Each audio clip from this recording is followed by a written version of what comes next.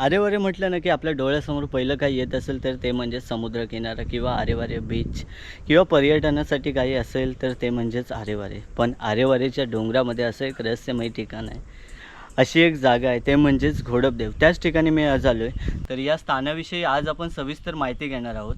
हे स्थान म्हणजे नवसाला पावणारे देवस्थान आहे.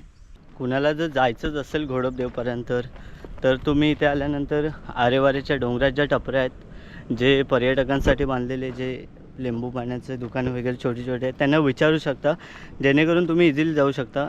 नाहीतर समजत नाही. हे वरती या ठिकाणाहून वरती जायला आहे रस्ता, पण तो लक्षात नाही आहेत कारण इथून पायऱ्या तुटल्या आहेत. या ज्या इथून समोरून पायऱ्या आहेत आणि रस्त्याच्या पलीकडे गेलं की यापूर्वी पायऱ्या होत्या, इथून तोडलं आहे.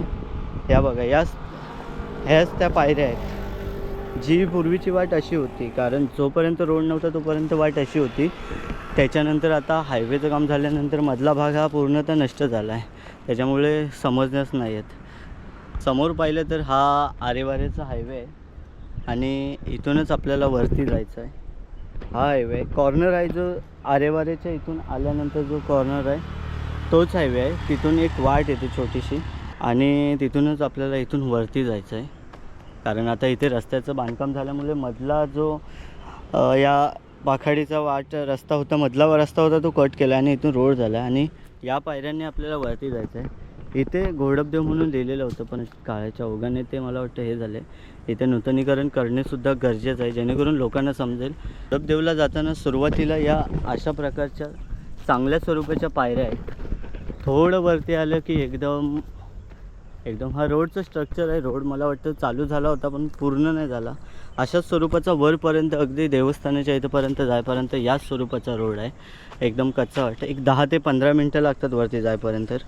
पहिल्यांदा मुंबईकर कोणी यायचं म्हटलं ना, पायी चालत बिलत ते हाच रस्त्याने जायचे चालत जाण्यासाठी. बरोबर. हा रोड आता इकडून असं तुम्ही बोलताय, तो कुठे जायचा पुढे? हा जायचं बसनी मराठी शाळा.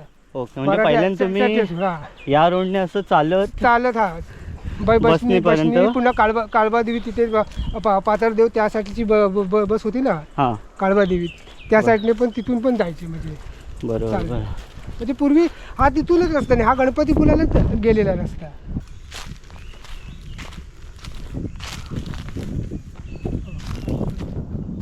हा पुढे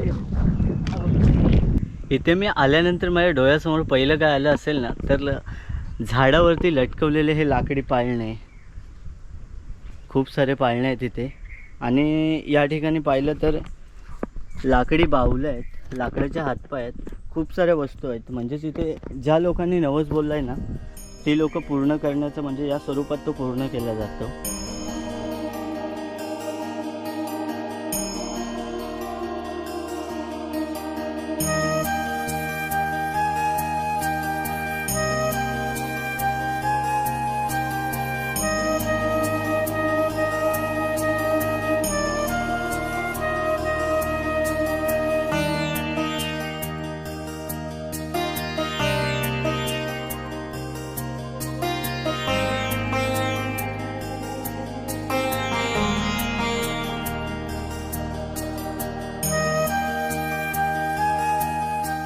एखाद्याचा हात दुखत असेल, पाय दुखत असेल, तर माणूस हा डॉक्टरकडे जातो, औषध घेतो.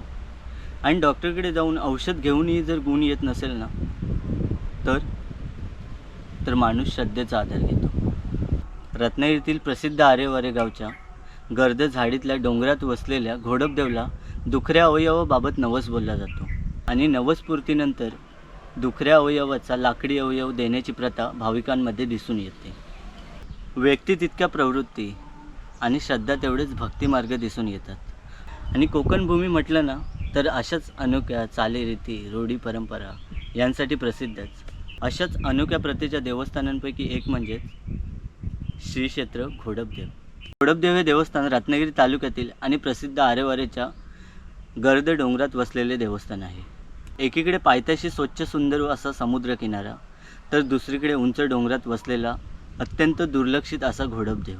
असा विरोधाभास या ठिकाणी आपल्याला अनुभवायला मिळतो. किनारा आणि घोडपदेव यांच्यामधील अंतर हे फक्त 10 ते 15 मिनिटांचं. पण दाट निर्जन वस्तीत असलेला हा घोडपदेव ग्रामस्थ वगळता सहसा कुणालाच माहीत नाही. अवाढव्य वटवृक्षाखाली घोडपदेव बसलेला असल्याकारणाने येथील वातावरण कमालीचं गोड वाटतं. तशी पार्श्वभूमीच या देवस्थानाला लाभली आहे. आरेवारे समुद्रकिनाऱ्यावरून जो रस्ता जातो त्याच रस्त्याच्या उंच डोंगरामध्ये त्या उंच टोकावरती घोडपदेवाचं स्थान आहे. रस्त्याच्या डोंगर कटाईमुळे आणि आजूबाजूला असलेल्या घनदाट झाडीमुळे घोडपदेवाला जाणारा रस्ता हा सहसा कुणाला सापडत नाही. रस्ता सोडून वर गेलं की डोक्यावर गर्द झाडीचं छत आणि पायाखाली लांब सडक चिऱ्यांची घाटी लागते.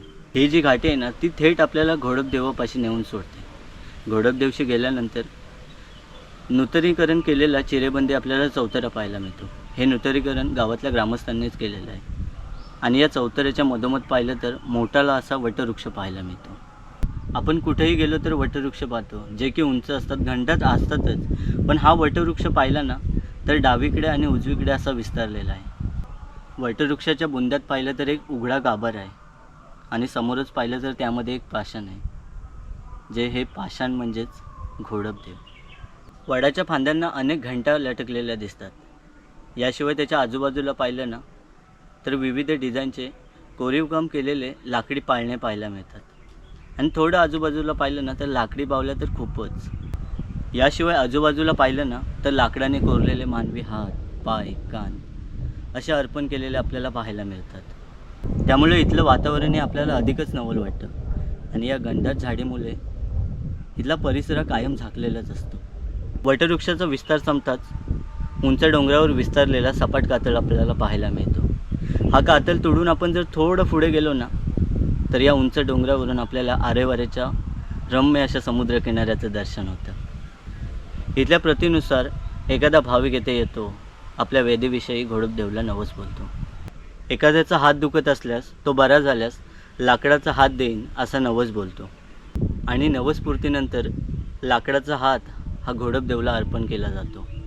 असे अनेक लाकडी अवयव येथे विखुरलेले दिसून येतात. मूल होत नसेल तर नवस बोलण्याचे प्रमाण मोठं आहे. त्यामुळे नवसपूर्ती म्हणून मूल झाल्यानंतर लाकडी पाळणे देण्याचे प्रमाण इथे मोठ्या प्रमाणात आहे. त्यामुळे इथे आजूबाजूला पाहिलं तर आपल्याला बरेचसे प्रमाणात लाकडी पाळणे विखुरलेले दिसतात.